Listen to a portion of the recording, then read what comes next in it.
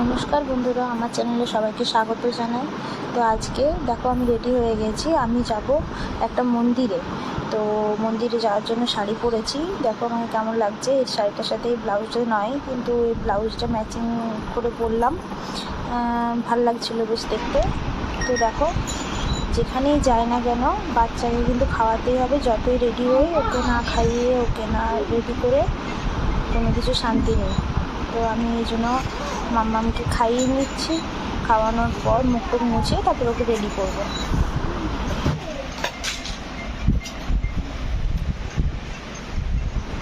মাম্মাম প্রতিটা খাওয়ানোর সময় ওর একটা কিছু না কিছু হাতে চাই, তো যাই হোক একটা কোনো খেলনা হাতে দিয়ে তারপর ওকে খাওয়ানো হয়। তো দেখো এরকমভাবে খাইয়ে তারপর আমি রেডি হয়ে গেছি, এবারে বেরিয়ে পড়বো। অটো এসে গেছে, এবারে রেডি হয়েছি, এবার বেরিয়ে যাব। মানুষকে বলছি যে তাড়াতাড়ি করে চলে এসো। আর মাম্মাম দেখো এখানে অটো আসেনি বলে ও ঠাম্মির সাথে এখানে ইয়েতে বসে আছে, দিয়ে বসে বসে খেলছে।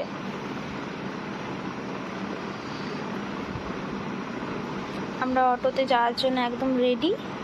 মাম্মামকে বলছি একবার তাকাও, একটা ভিডিও নিই। ও খালি পিছন দিকে ঘুরছে, মুখ ভার করে রেখেছে, গরম লাগছে ওর।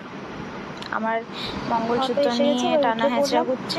এবারে যাবো অনেকটা রাস্তা, তার উপরে আবার এখন চেন্নাইয়ের সব জায়গায় মেট্রো রেলের কাজ হচ্ছে, ওই জন্য সমস্ত রাস্তা এদিক ওদিক হয়ে গেছে, ওয়ান ওয়ে করে দিচ্ছে হেন তেন। তো ওই জন্য অনেকটাই ঘুরে আমাদেরকে যেতে হলো। মাম্মাম দেখো কি আরামে যাচ্ছে হাওয়া খেতে খেতে। আর এই যে আমরা দেখো রাস্তাটা বেশ সুন্দর, একটা ওভারব্রিজের উপর দিয়ে যাচ্ছিলাম, নিচে ট্রেন দাঁড়িয়েছিল, বেশ ভালো লাগছিলো। হাওয়া খেতে খেতে চলে গেলাম, ওয়েদারটা আজকে বেশ ভালো ছিল, তো খুব ভালো লাগছিলো। তবে কিছু কিছু জায়গায় ট্রাফিক জ্যাম ছিল, যেটা একদমই ভালো লাগছিলো না, গরম লাগছিলো, মাম্মামও বিরক্ত হচ্ছিলো। তবে ওভারঅল মোটামুটি আমাদের পৌঁছাতে 1 ঘন্টার মতো টাইম লাগলো, 1 ঘন্টা বা 1 ঘন্টা 10 মিনিট মতো, কারণ অনেকটাই ট্রাফিক জ্যামে আমরা ফেসে গেছিলাম। ট্রাফিক জ্যামটা না হলে হয়তো এতটা টাইম লাগতো না। আর এর আগে আমরা একবার গেছিলাম এখানে, তো তখন ওয়ান ওয়ে থাকেনি, তো তখন অনেক তাড়াতাড়ি পৌঁছে গেছিলাম। তো দেখো আমরা অটো থেকে নেমে গেছি, পৌঁছেই গেছি প্রায়।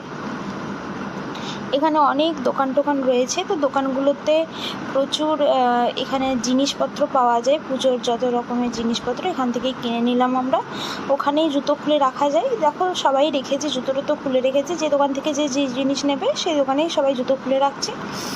আর এদিকে আজকে একটা দারুণ ব্যাপার ঘটেছে, আমরা এটা জানতাম না, চেন্নাই প্রথমবারই দেখলাম। এই মন্দিরে এর আগেও আমরা এসেছি, কিন্তু এরকম এই যে একটা ঠাকুরে কিছু একটা হচ্ছিল, কোনো একটা এটা দেবতা বা কিছু, মনে হয় শিব ঠাকুরেরই কিছু হবে হয়তো। তো ওনারা ওই ইয়েটা পুরো মন্দিরটা প্রদক্ষিণ করছিল। এই যে মূর্তি টাইপের একটা কিছু বানানো হয়েছিল, যেটা ফুল দিয়ে ওরা খুব সুন্দর করে ডেকোরেট করেছিল। তো পুরো মন্দির সবাই ঘুরছিল এবং প্রচুর সুন্দরভাবে ভজন টজন হচ্ছিল, যেটার অর্থ আমরা কিছুই বুঝতে পারিনি, যদিও তামিল ভাষাতে হচ্ছিল। তো আমরা কিন্তু ভালোই এনজয় করেছি। আমি তো অবাক হয়ে দেখছিলাম আর এইগুলো বোঝার চেষ্টা করছিলাম যে কি বলতে চাইছে।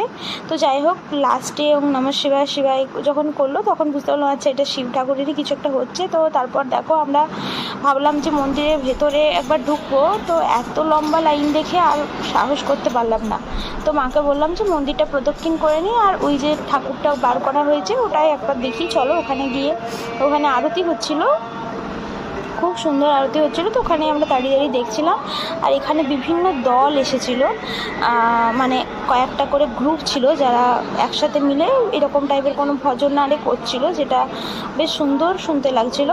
তো এনারা কিছু হাতে বই টই নিয়ে মন্ত্র পড়ছিল, যেটা বিভিন্ন গ্রুপ বিভিন্ন রকমভাবে বলছিল, এবং বেশ 8-10 জনের গ্রুপ ছিল, বেশ সুন্দর শুনতে লাগছিল। আর একটা ধুনো টাইপের কিছু একটা ধোঁয়া দেওয়া হচ্ছিলো। তারপর আমরা সবাই বসে পড়লাম মন্দিরে পুজোর পরে খানিকক্ষণ বসে থাকতে হয়। এদিকে মানুষ গেছিলো প্রসাদ আনতে, প্রসাদ খেয়ে বেরিয়ে পড়লাম। তারপরে আমরা আবার সেম অটোতে করেই বাড়ি চলে আসবো।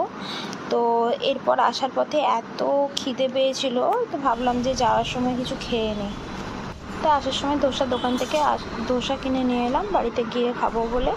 তো খুবই ভালো লাগলো, দিনটা ভালোভাবেই কাটলো। তোমাদের ভিডিওটা ভালো লাগলে লাইক, শেয়ার, কমেন্ট, সাবস্ক্রাইব করে দিও। Thank you so much.